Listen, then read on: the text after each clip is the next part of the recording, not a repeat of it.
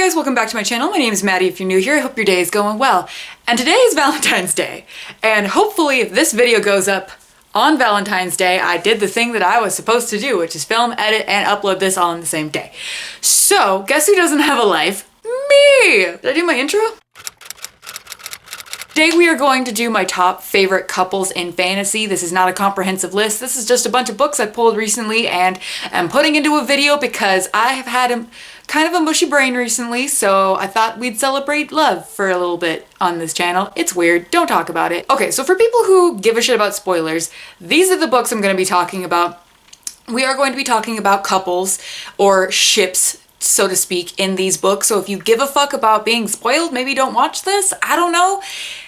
I don't know your life. Watch if you want to talk and mush about these couples, if you've read these books or are interested in hearing about these ships and or OTP couple things. Okay, cool, let's move on. And for my first couple from Six of Crows, it's Nina and Matthias. Now, if anyone thought I was gonna say Kaz and Inej, you'd also be right, but Nina and Matthias are amazing. They're my babies and I love them. And if someone says something nasty about Matthias in the comments, I'm coming for you. This is my safe space. We love Matthias. We stand Matthias. I will fight you if you don't like Matthias, okay? I just can't even really describe how much I love Nina and Matthias because I just find especially the way that they talk to each other and the way that they take care of each other to be really moving and really beautiful. And I know that both of them grew in this book and the second book, and I just highly recommend this series specifically just because the ships and the OTPs and the couples that Leigh Bardugo crafts in Six of Crows is just, they're just so good. So good. Top notch. And the next on the stack is actually a series that I feel like I don't really talk a lot about on my channel because I've only really read this series once and the second book was not my favorite, but I actually have two couples from this series, and that's the Truthwish series by Susan Dennard. Forgot the author's name there for a second. I have two favorite couples from this series. One is Safi and Merrick. Yes, maybe? Yeah, Prince Merrick, haha. And Isolde and Adawan. Now, obviously, this has 3 books, so I don't want to spoil too much about these couples, but I loved the scenes with Safi and Merrick in this book, and Isolde and Adawan are like angst on a cracker. It's so fucking delicious. I just absolutely love these characters so much, and I highly recommend this series if you're looking to get into high fantasy, especially if you want a little bit of romance, a little bit of angst, actually a lot of bit of angst, let me be quite frank. It's the reason why I've kept up with this series. I wouldn't say that I necessarily loved the second book at all. I did struggle with that one, but the third book really brought it home for me. I really love these characters and I can't wait to see where else the world goes. All right, so let's go on to probably my all-time favorite characters ship-wise. Yeah, and that is Nevernight, and the couple that I love from Nevernight is Mia and Trick. I know that some people might find that controversial, but I don't give a fuck. I really don't. I love Trick and Mia. I will always love Trick. He is one of my all-time favorite characters in fantasy in general, and I just love this book particularly and how their relationship is done because I feel like they're friends first and they really care for each other. And even though Mia, the main character, has, let's say, some shitty qualities, so does Trick in some ways, but I just feel like this particular book really made me go relationship goals for something that shouldn't have been relationship goals and will never probably apply to my life because I don't need to have a revenge path taken out after I die.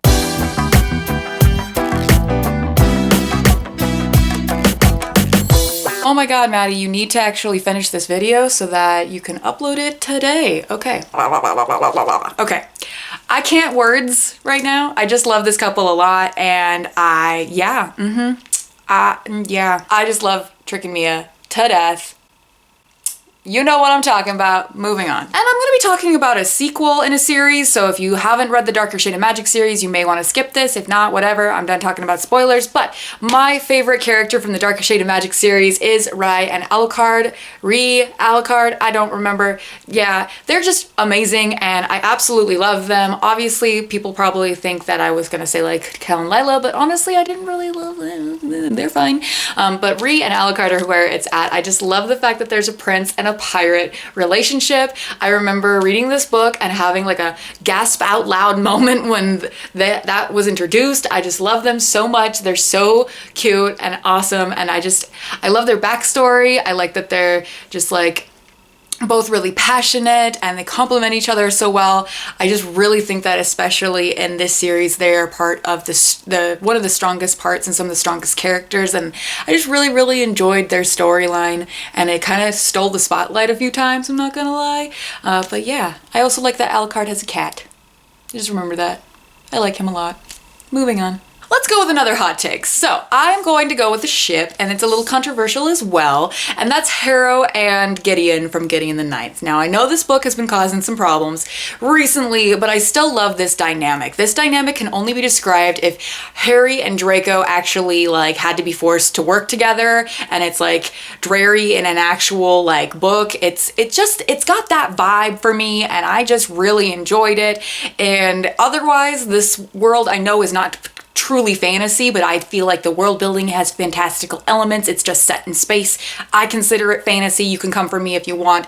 Regardless, I really liked this particular dynamic between characters, and I felt like it was captured very well in this book. And the animosity for a basically hate to love relationship has never been done quite as well as this, and I really enjoyed it. I just like necromancers, okay?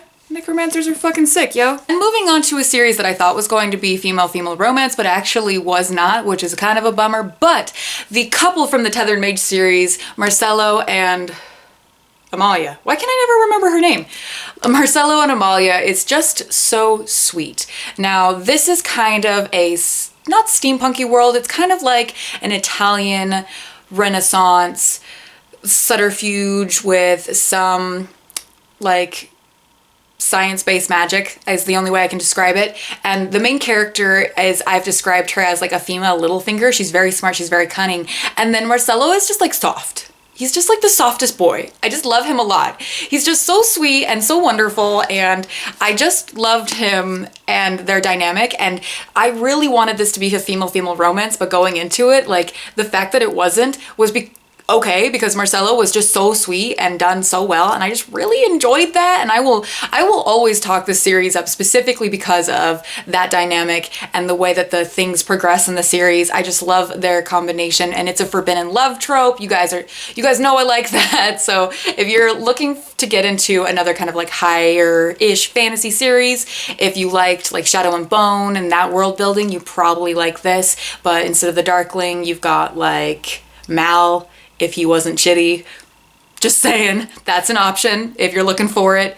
It doesn't have anything to do with, honestly, the Darkling or anything like that. Like, it's probably not even a good representation of that. I need to stop talking. Okay, so that was it. I really like them, okay? All right, moving on to another kind of ship dynamic that I really love. We've got The Trail of Lightning by Rebecca Roanhorse. This is about basically a demon hunter in a post-apocalyptic world, and she's badass, and she's got this strong kind of female vibe going on, but her counterpart, Kai, is this super like kind of flamboyant medicine man, and he's just got this dynamic that I really like with her. Maggie, the main character, is very hard as nails, hard as rock, doesn't let anything bother her, and Kai is just kind of Kai. He's just along for the ride, and I really enjoyed that in the post-apocalyptic setting, and I felt like it could have been done in a way that was like, he's like a big burly dude, and he's like, you know, I'm gonna boss her around, but that is not what happens. And honestly, she's got like an ex that did that, and it's just,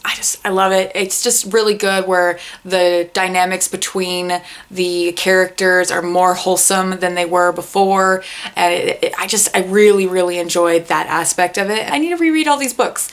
I have so many books to read, but I want to reread all my favorites because the couples are so sweet. Okay guys, so that was a rambly nonsense, and hopefully this doesn't take too long to edit. Drop your favorite couples down below. It doesn't have to be fantasy. And if you have more female fantasy recommendations, please leave them down below. I've read a few, and I am trying to find more for you guys so that I have more recommendations. But these were just a few of my favorite couples, and I hope you guys are having a lovely Valentine's Day. And I'm gonna go, like, subscribe, all the good stuff. Bye!